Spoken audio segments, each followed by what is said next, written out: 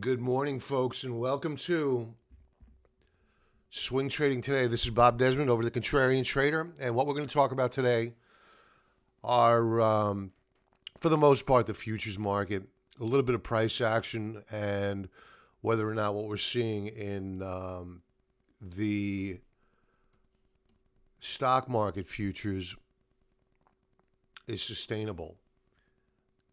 And I'm just scrolling through a few of the charts here to get a pulse check for where we're at. And I guess we'll begin. Let's excuse me. I guess we'll begin with the E-minis are rolling over here already. When I went to sleep last night, we were limit up on the E-minis. And we are giving back some of those gains. We're still up about a half percentage point, a little bit more. And we are a bit oversold. This is only a 15-minute chart. We're a bit oversold relative to the third standard deviation Bollinger Band. So we may pop. Perhaps we'll put it in a higher low. We did begin some buying yesterday of not the indexes, but individual names that are at extreme oversold levels. And we'll continue to add to those as we see opportunity. But these are not investments. They are not investments. Nothing to me right now is investable. I need to see higher lows and a validation of a new higher high. If you're talking about an investment, you want to be looking at a chart on a weekly or monthly basis, not on a daily basis. That is not an investable view of as to whether or not a stock is an investment. Also, keep an eye on their debt. And if you're looking at stocks from a value perspective and taking into consideration their dividend, are they financing their dividend through debt? If they are, that dividend is in all probability unsustainable. So I titled this video, Stock Market Futures Up, VIX is High, Is It Time to Buy? We're probably going to rally at some point in time. Now, last night I went over with members on Market Wrap the Volatility Index.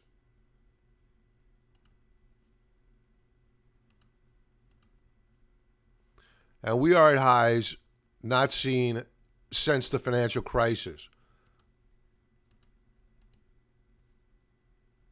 Here's the financial crisis. The high back then was 89.53. Yesterday's high was 83.56. Good morning, Richard. On a monthly basis, we have an RSI which is higher than that of the financial crisis. The high of the financial crisis was at or about, let's say, 80. At current, we have RSI 84.17. If you want to take a look at it on a weekly basis,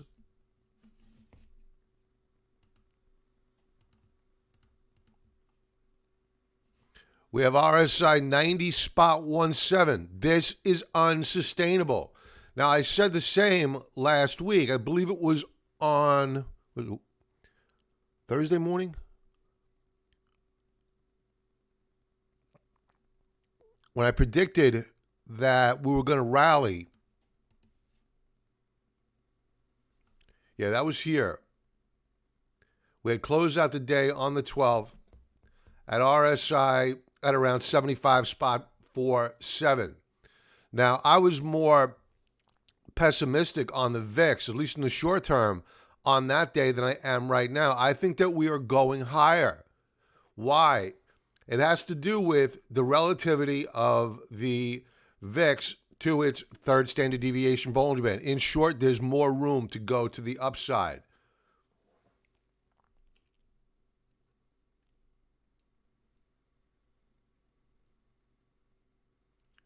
So again, folks, I would love to see another swoosh down here to give us an opportunity to get into the long side, because when you take a look at certain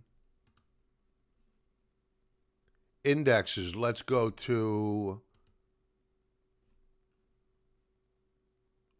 I don't want to go to the banks. I don't want to touch the banks. Let's go to, let's bring up a major index. Let's just go with the S&P. S&P weekly view.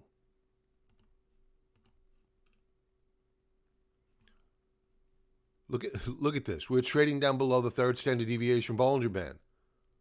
The problem is that we are down below a support level.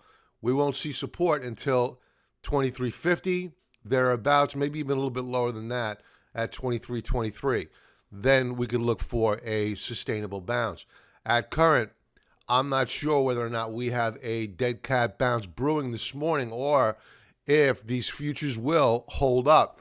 So right now in this market environment, don't get lured in. I mean, look what they did overnight. You're seeing this more and more.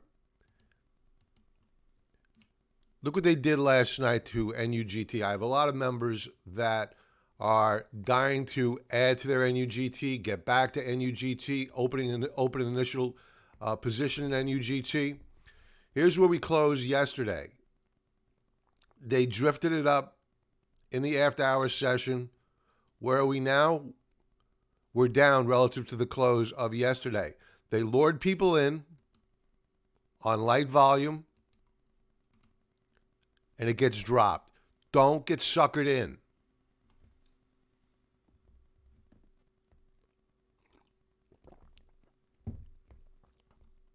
So we'll come back to a chart of NUGT in a moment. I have something to say about this.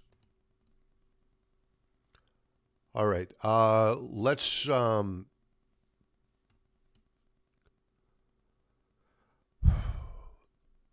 some serious price action overnight in the gold market. I don't know why I'm on a 15-minute chart.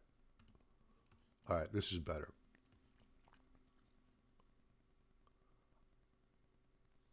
So if people are wondering what I'm looking for on the gold mining trade, it's what we're seeing at current on gold. You can see that on gold. This is, again, a 4-hour chart. We rallied. Now we're pulling back. We're putting in a higher low. I want to change this. This now becomes a support level, but one that's frankly concerning, because if we break down below it, that means that we could come back down and retest the lows of Monday.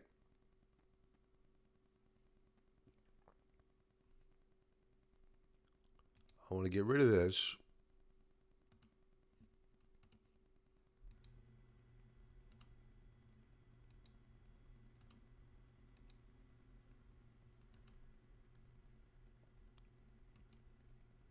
And I want to identify when we're beginning to see signs of strength on gold. And I don't think that today is going to be the day. I think today is going to be a retest day on gold. Overnight, we were up. What was the high of the overnight session? We were up around 15.20 the ounce. We hit resistance, and we backed off. Good morning, Cherry. The proximate cause of that sell-off, I believe, was technical. You need this pullback. You're not going to get a V. It's rare. I'm not going to say you're not going to get a V-shaped recovery. It's rare, and it's not the ideal, in my opinion anyway. It's not the ideal setup for a longer-term trade, and especially an investment. We're using a 4-hour chart. So right now we're just considering gold as a trade, not as a longer-term investment yet. So you can see that we continue to weaken up here. The proximate cause, I think that it was twofold. One, you saw the dollar surge overnight. At some point in time, the dollar is going to weaken up. they're talking about helicopter money, and you have broad bipartisan support for all this nonsense.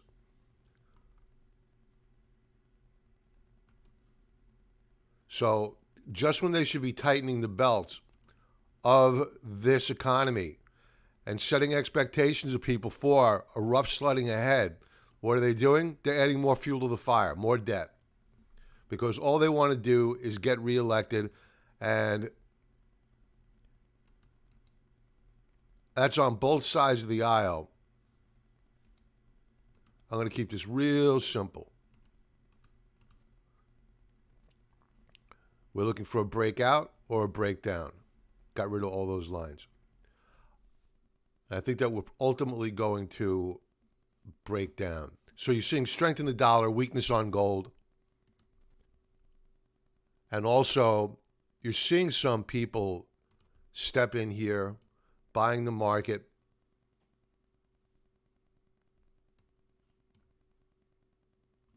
We did manage to rally after hours and overnight. Now we're beginning to weaken up yet again. We're still up over a percentage point. But just keep in mind, folks, a lot of technical damage has been done here. And from what I read, and this is not a knock on Ray Dalio, it's not a knock on him. The only time I knock Ray Dalio, because I always get people that are ticked off at me when I talk about Ray Dalio in the negative. I support Ray Dalio's decision on gold and whatnot and his other opinions. I just can't stand his politics. When he ties it into his investment theory, it just drives me crazy. So it's not a knock on Ray. He went short, apparently. That's what the headlines say anyway, $14 billion short. I think it's a little bit, who am I to knock Ray Dalio, really, to be honest with you?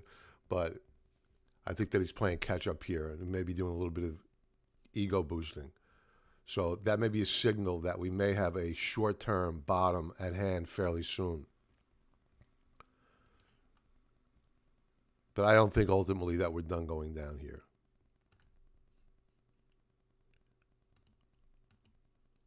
So here's our break. And we'll see. If we manage to rally up and above the overnight highs, we may have a rally that could last throughout the remainder of the week. Who knows? But as it stands right now, we need a pullback higher low, then a breakout, and that makes it interesting. Right now, we're fishing for a bottom.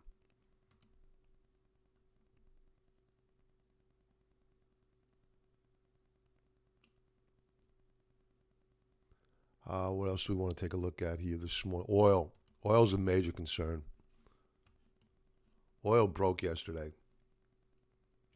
Now it's firmly in the camp of, this is light sweet crude, firmly in the camp of being below the $30 per barrel mark. And I will warn this, and I've said this, and I'm going to start becoming a little bit louder on this drumbeat, because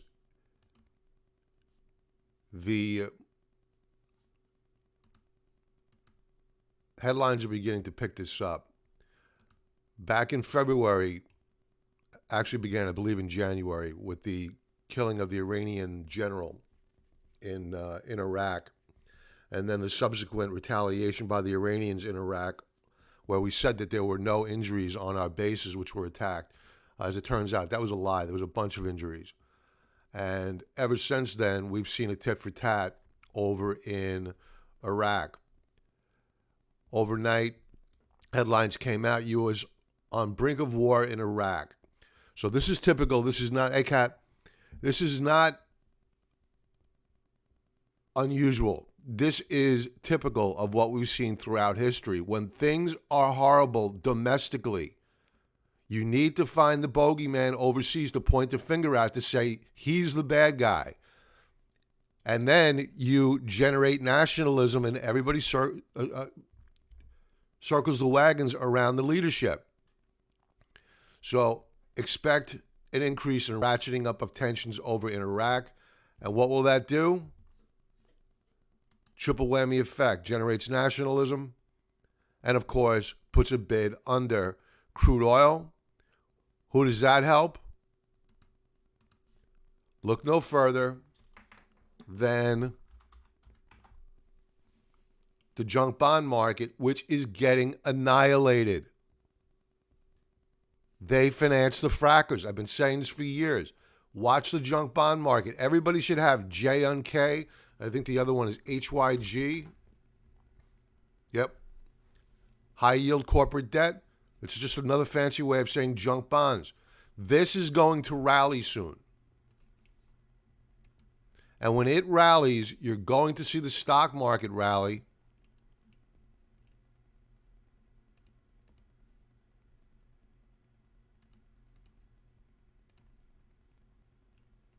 So we are watching it very, very closely. Do I think it's a sustainable rally? No, it's going to be a short covering rally. Then we're rolling over. Okay.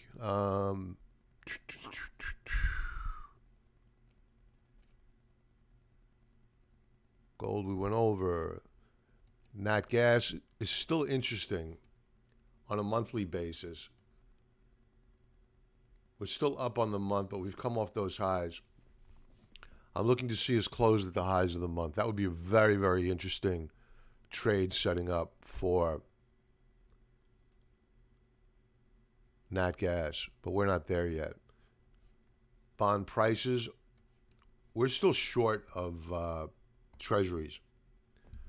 I haven't added to the position, but we are coming off the highs. This is the 10-year yield. We're short of the TLT using the TBT.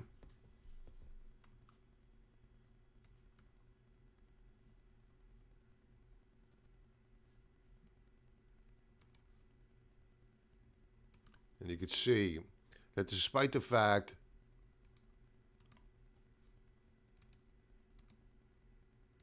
that the Fed is in there mopping up treasuries, we're still nowhere near the highs of last week.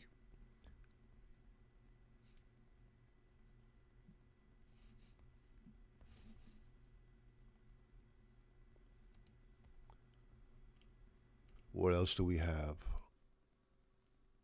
Bitcoin. I haven't taken a look at that in a... Wow. That's the wrong chart. Jesus Christ. No wonder why. Okay, this makes sense.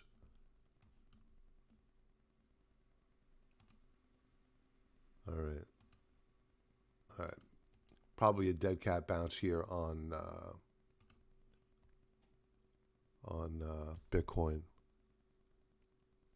Up around 6 1/3% this morning. The trend is clearly down. This 20-period moving average in blue on a 4-hour basis is acting as a declining ceiling. Expect a pullback, maybe a flattening out of that 20-period moving average and a rise in price. But I wouldn't touch this.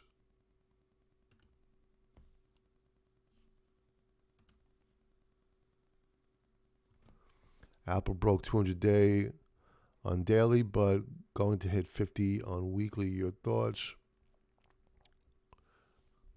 I don't like tech at all.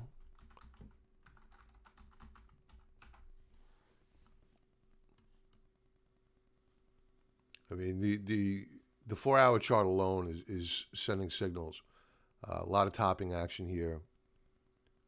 I think that we continue to break. You know, all I need to do is just take a look at this.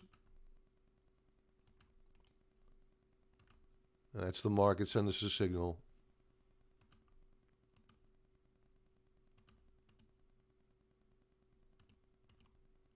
Resistance above.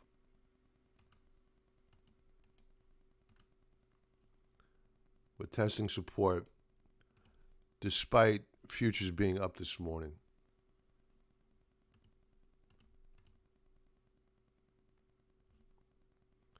In all probability, we're going to see a continuation of the trend here and a break to new lower lows. Let's go back to the futures really quick, see how we're doing.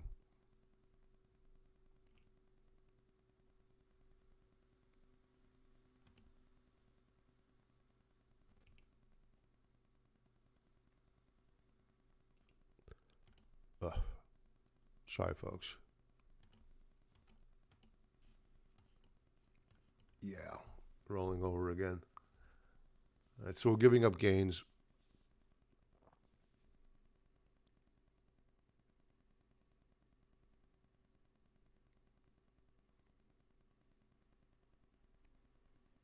Again, I think that we are going to get a rally here, and a significant one in the coming days.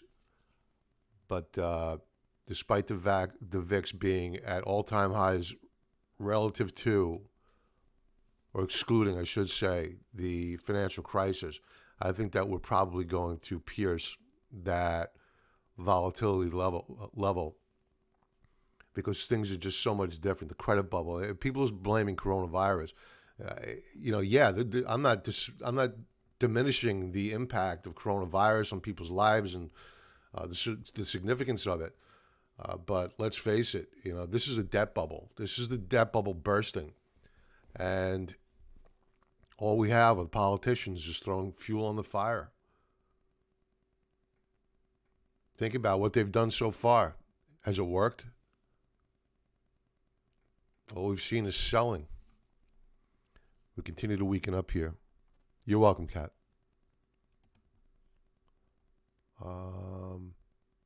At some point in time, you're going to see a bid.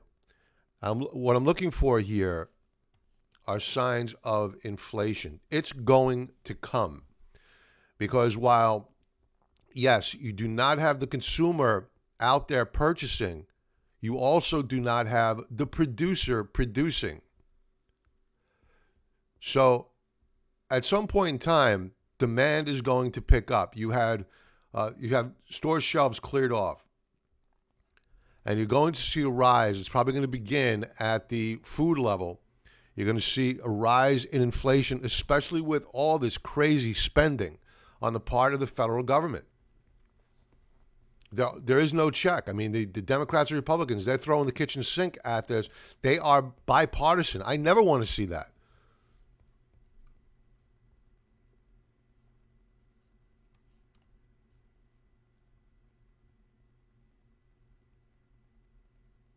And if you take a look at Predicted, I guess what difference does it make anymore?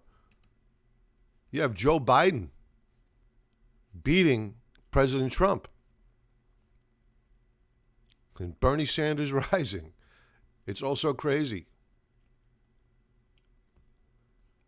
What are the headlines? Not much in terms of headlines. All right, so in short, folks, watch high yield debt. Very, very critical. Not enough is spoken about. I think Guy Adami does a okay job of discussing it. I think we are going to get a rally here. This is going to fuel a relief rally on the stock market. Once this rally subsides and we begin to roll over, which it probably will, you even have ExxonMobil. That credit line was the credit rating was cut from AA plus. Expect more of that to follow. We'll get a relief rally here, then a rollover. Do we break to new lower lows? Probably. I'm not betting that we will, but probably.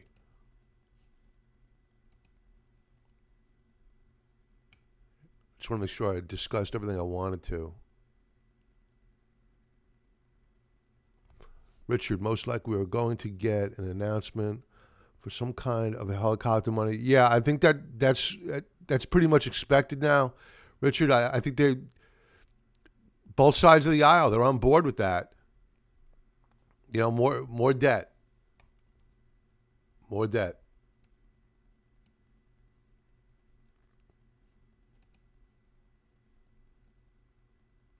All right, so let's just take out some of the metals here. Platinum, which took it on the chin yesterday, is trying to find a bottom here. This is an industrial metal. I don't have a lot of hope for it. It's palladium. I'm sorry. Palladium, that was. This is platinum. It did spike yesterday. Now it's rolling over yet again. Do we put in a higher low? Maybe. Again, another industrial metal. Not excited about it. What I am liking is silver. Speculative, yes.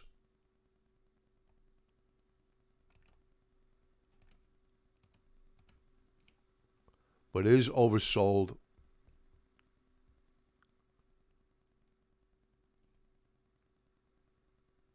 If they do martial law, will the markets close? I, I don't know. I don't know anymore because right now you have people that are able to work virtually. So they may close the physical exchange, the floors, but will they close the markets? I don't know. And if they're doing it for the purpose of protecting the markets from short sellers, there's always a way to get around that because you have so many other exchanges that could get access to the U.S. markets from overseas. If they try some sort of protectionism of the markets, I've heard conversation about this, and I've heard very smart people say that it's not a wise move. So I'm not sure about martial law. It sounds like we're pretty close to it here in New York. They closed my gym. I can't go to the gym now. So usually I do that right after I get offline here. So I don't know what I'm going to do. So silver week down another nearly 4%. But this is approaching a buy here. We're at like historic lows relative to the price of gold on silver. And with that, folks, I'm going to say everybody have a profitable trading day. Cash is king. We're going to get a rally soon, no doubt about it. But I think that, unfortunately, we're probably going to feel a little bit more pain to the downside. Even if we do rally, could be a rally that lasts for a week, 2 weeks, Lord knows how long.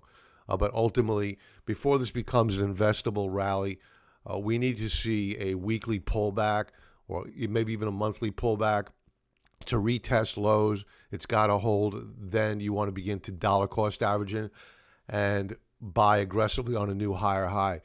I want to point out, I spoke about this lady, and I forget her name. She was on Scott Wapner's show about, I guess it's 3 weeks ago now, when we first began to sell off.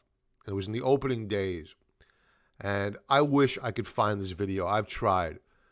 And she said she was promoting Square, saying that it was a great value at that time on a pullback. Look at Square now. Monkey hammered. It's been more than halved. And she said, and I wrote this down, you should pull forward your dollar cost averaging. Think about that. Pull forward your dollar cost averaging. If I could find that video, I would love to play it. I would play it every single day. This is a so-called professional they bring onto the financial news media to give people advice. I mean, my God, can you think about if people actually listened to what she had to say? Scary stuff. Kat, put a run on banks. I think usually if they put a, I'm not saying that they wouldn't do that, but if they close the banks, history has shown that when they reopen them, especially with the exchanges as well, you see a lot more panic because people they'll take anything at that point in time. So they better think really, really carefully before they close the banks, because history has shown that the outcome is not a good one. And the Federal Reserve is there to provide liquidity at current. Granted, the FDIC, they are completely extended beyond what they're actually budgeted for, but they'll get bailed out as well. So I think that the bailout money is there. They're going to try to avoid any type of martial law or closure of the banks. I'm not saying they won't do it. I mean, we're in desperate times. Who knows? Who am I? So that's just my gut, and I'm just trying to go by history. And hopefully people are learning by history, but you never know. People sometimes just want to ignore it. Heck, we're back to QE, right? It didn't work the first 3 times. They denied the 4th time. Now we're in QE5. Go figure. With that, folks, everybody have a profitable trading day. Stay in cash. Don't get lured in. And be well.